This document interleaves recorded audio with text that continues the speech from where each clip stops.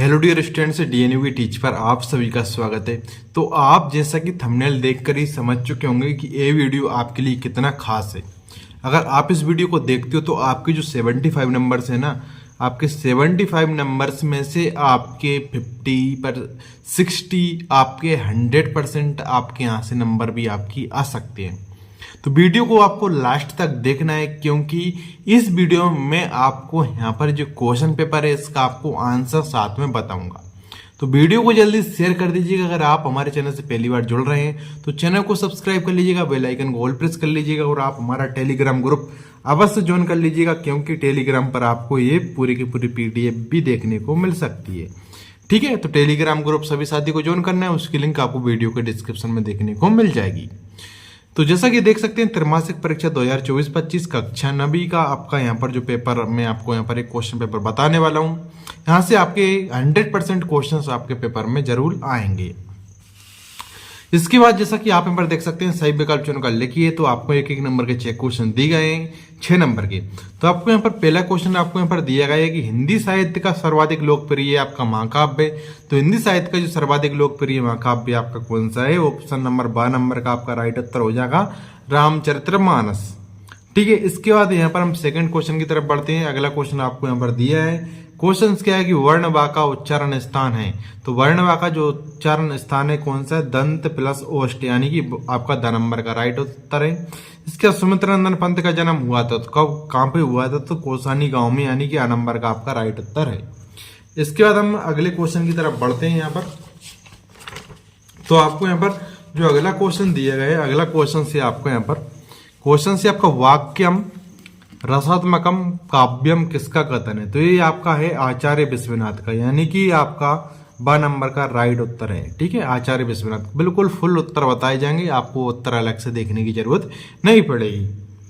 इसके बाद आप यहाँ पर देखेंगे, आपको क्वेश्चन दे रखा है अगला, मेरे बचपन के दिन पाठ की रचना की थी। तो ऑप्शन इसका आपका 12 नंबर का, इसका भी राइट उत्तर हो जाएगा महादेवी वर्मा, आपका करेक्ट उत्तर रहेगा। वीडियो को अब ज्यादा से ज्यादा शेयर करते जाइएगा, जल्दी से जल्दी शेयर करिएगा इस वीडियो को, क्योंकि आपके यहाँ से 100% क्वेश्चन आपके पेपर में बनने वाले हैं। ठीक है, इसके बाद आप यहाँ पर देखेंगे, मुखी खाना का अर्थ है। मुखी खाना का अर्थ क्या है? आपका हार मानना। हार माना ऑप्शन नंबर आपका राइट उत्तर रहेगा। तो प्रश्न नंबर 1 आपके यहाँ पर कंप्लीट होते हैं। अब हम देखते हैं हमारा प्रश्न नंबर 2। ठीक है, तो रिक्त स्थान की पूर्ति उच्च शब्द से कीजिए। तो एक नंबर के 6 क्वेश्चन आपके यहाँ पर दिए गए हैं। तो दो शब्दों के मेल को कहते हैं, तो दो शब्दों के मेल को क्या कहते हैं? संधि कहते हैं। तो इसमें आपको क्या भरना है? इसमें आपको लिख देना है संधि। ठीक है, क्या लिखना है आपको? इसमें लिखना है संधि। इसके बाद आप यहाँ पर देखेंगे, अनंत का विलोम है। जो अनंत का विलोम होता है क्या होता है? तो अनंत का विलोम आपका यहाँ पर संक्षिप्त अनु का 2 ऑप्शन दिए गए हैं, लेकिन दोनों वहां पे आप ऑप्शन आपको गलत है। अनंत का विलोम आपका क्या होता है? अंत होता है, लेकिन आप इसमें अनु का कर सकते हैं, क्योंकि ऑप्शन तो इसमें दिया नहीं, तो अनु का पे आप कर सकते हैं। इसके बाद आप यहाँ पर देखेंगे, गधे का एक छोटा भाई भी है, उसका नाम है। उसका नाम क्या है? ऑप्शन बेल और कुत्ता देख रहे हैं, बेल आपका राइट उत्तर रहेगा। इसमें आपको क्या लिखना है? इसमें आपको लिखना है बेल। क्या लिखना है? इसमें आपको लिखना है बेल। ठीक है, इसके बाद आप यहाँ पर देखेंगे कि संचारी भावों की संख्या है। तो संचारी भावों की संख्या कितनी होती है? 33। तो इसमें आपको क्या लिखना है? 33 लिखना है। ठीक है, इसके बाद आप यहाँ पर बौद्धिक शब्द का मूल शब्द है। तो बौद्धिक शब्द का जो मूल शब्द क्या है? बुद्धि आपका करेक्ट उत्तर रहेगा। इसके बाद रीढ़ की हड्डी एकांकी में कुल पात्र हैं। रीढ़ की हड्डी एकांकी में कुल पात्र कितने हैं? 6 आपका राइट उत्तर यहाँ पर होने वाला है। इसके बाद आप यहाँ पर देखेंगे कि सही जोड़ियां बनाकर लिखी। सही जोड़ी आपको पूछिए कृष्ण भक्त। कृष्ण भक्त कौन है? मीराबाई। तो इसमें आपको किसमें आपको कौन सा फर्स्ट वाला कौन सा हो जाएगा? मीराबाई। तो यहाँ पर मैं ऐसा भी आपको इसमें लगा देता हूँ। ठीक है, ये रहेगा, क्या रहेगा? फर्स्ट वाला मीराबाई।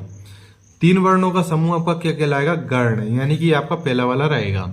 इसके रस के अंग कितने हैं? तो रस के होते हैं 4 अंग। कितने होते हैं? 4 अंग। ठीक है, स्थायी भाव, विभाग, अनुभाग, संचारी भाव। लिहाजा की ओर किसकी है? आपकी है राहुल सांकृत्यायन की। किसकी? राहुल सांकृत्यायन की। ठीक है, इसके बाद त्रिफला आपका क्या हो जाएगा? ये आपका हो जाएगा 3 फलों का समूह। इंद्र का पर्यायवाची क्या हो जाएगा? आपका हो जाएगा सुरपति। तो इस तरीके से आपके कंप्लीट हो जाते हैं प्रश्न नंबर 3। इसके बाद यहाँ पर हम अगले क्वेश्चन की तरफ बढ़ते हैं। तो अगला क्वेश्चन आपको दे रखा है, एक वाक्य में उत्तर दीजिए। एक वाक्य में। तो पहला आपको यहाँ पर दिया गया है, इसका क्या है कि कवित्री का घर जाने की चाह से क्या तात्पर्य है? तो इसमें आपको ईश्वर से मिलन से तात्पर्य है। ठीक है, इसमें आपको लिख देना है ज्ञान की तुलना किससे की गई है, तो हाथी से की गई है। इसमें आपको लिखना है हाथी से।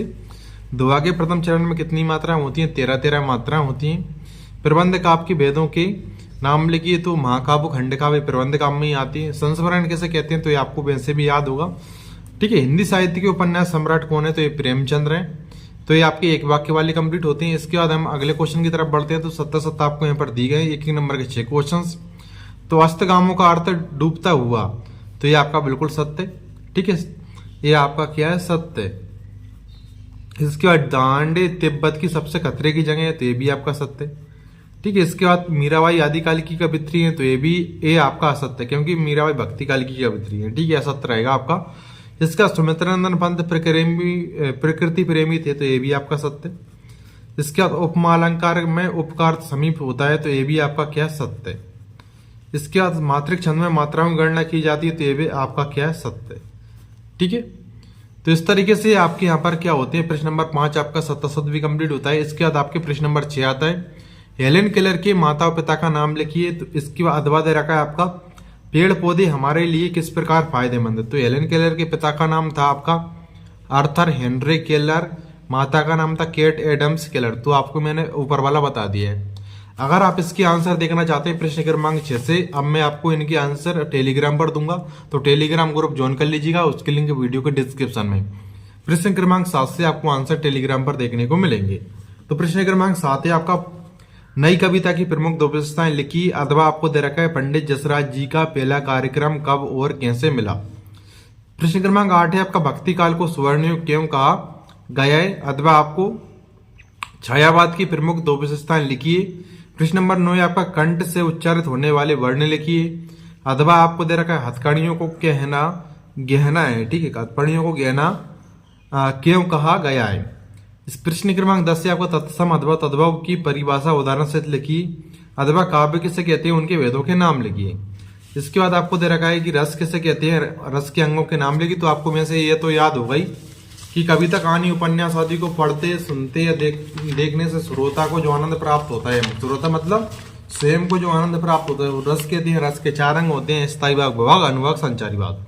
रस के प्रकार है उनके स्थायी भाव लिखिए। तो ये आपको जरूर कर लेना है, क्योंकि ये सभी सेटों में लगभग आपको देखने को मिलेगा। 100% यहाँ से 1 नंबर का क्वेश्चन तो देखने को मिलेगा।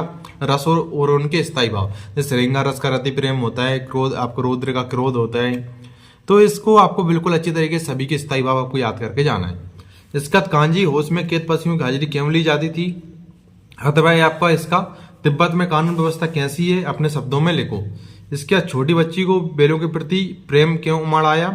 अथवा दे रखा, किन घटनाओं से पता चलता है हीरा और मोती में गहरी दोस्ती थी। इसके बाद आपको प्रश्न क्रमांक 14 दे रखा है, समाज की परिभाषा उदाहरण से लिखिए। अथवा मुहावरे एवं लोकोक्तियों में अंतर लिखिए। इसके बाद आपको प्रश्न क्रमांक 14 है, आप अपने घर में किस प्रकार के अनुशासन का पालन करते हैं। अथवा संधि की परिभाषा उदाहरण सहित लिखिए। इसके बाद आपको दे रखा है कि नमक का दरोगा कहानी का कौन सा पात्र आपको सबसे अधिक प्रभावित करता है। और मेजबान कहानी किस बोली की लोक कथाओं का संकलन है। आपको इसके आगे क्वेश्चन आपको मैं नेक्स्ट वीडियो में बताऊंगा, या नहीं तो मैं आपको टेलीग्राम पर डाल दूंगा। इसके अलावा मैं आपको डायरेक्ट कुछ क्वेश्चन बोल रहा हूँ, आपको नोट कर लेना है। जैसे कि आपको सबसे पहले की आपको प्रेमचंद्र कबीरदास जी जो हैं, इनकी आपको रचनाएं कम से कम करके जाना है। इसके राहुल संकृतयान की रचनाएं, भाषा शैली आपको करके जाना है। ठीक है, इसके अलावा 9 2 11 होना, अंगूठा दिखाना, ये आपको मुहावरे करके जाना है। इसके अलावा आपको इसमें आपको यहाँ पर स्थानांतर प्रमाण पत्र के लिए और आपको ध्वनि विस्थायत्र यंत्रों प्रतिबंध लगाने के लिए, आपको अवकाश के लिए प्रार्थना पत्र करके जाना है। आपको जल ही जीवन, वैज्ञानिक वरदान, ये आपको कम से कम निबंध करके जाना है आपको। ठीक है, इसके अलावा आपको कम से कम पद्यांश गद्यांश आपको देखने को मिलेंगी। और इसके आगे की जो भी आंसर है आपको टेलीग्राम पर मैं शेयर कर दूंगा। टेलीग्राम को ज्वाइन अवश्य करना है, उसके लिंक वीडियो के डिस्क्रिप्शन में मैं दे दूंगा। तो आई होप कि आपको वीडियो पसंद आई। अगर आपको वीडियो पसंद है तो इस वीडियो को लाइक कर दीजिएगा और इस वीडियो को ज्यादा से ज्यादा शेयर करिएगा। तो जैसे कि मैं आपको पहले ही बता चुका हूँ कि ये आपको आपके पेपर हैं ब्लॉक लेवल पर बनने वाले हैं। ब्लॉक लेवल पेपर बनने वाले हैं सभी के, आपके हर ब्लॉक का एक लगभग अलग पेपर होगा। तो यहाँ से आपके सभी के आप हो सकता है किसी कोई खंड आपको यहाँ पर खंडवा से होगा, कोई आपका गुना से होगा, कोई विदिशा से होगा, कोई आपका अलग अलग जिले से होंगे। ठीक है, ग्वालियर से होगा। तो आपके यहाँ पर सभी का पेपर तो ये आ नहीं सकता, तो कुछ क्वेश्चंस आपको इस पेपर से देखने को मिल जाएंगे। तो ये आपका एक मॉडल पेपर है। मैं पहले भी आप बता चुका हूँ, ये आपका क्या है, मॉडल पेपर है। यहाँ से आपके बहुत सारे क्वेश्चन सेम टू सेम देखने को मिलेंगे, लेकिन आपको यहाँ पर पूरे क्वेश्चन यहाँ से इस पेपर से देखने को नहीं मिलेंगे। नहीं, आप तो उसी के भरोसे बैठे रहे, ठीक है, क्योंकि अलग अलग पेपर आने वाला है। तो जी जैसे कुछ क्वेश्चन आप यहाँ पर, मासिक वेतन को पूर्णमासी का चांद क्यों खाए, जल के भीतर से वृद्ध मछली ने सभी जीव जंतुओं से क्या कहा। तो ये एक तरीके से क्या सिलेक्टेड इंपॉर्टेंट क्वेश्चंस है, ठीक है। तो मिलते हैं आने वाली नेक्स्ट वीडियो में। Thanks for watching this video.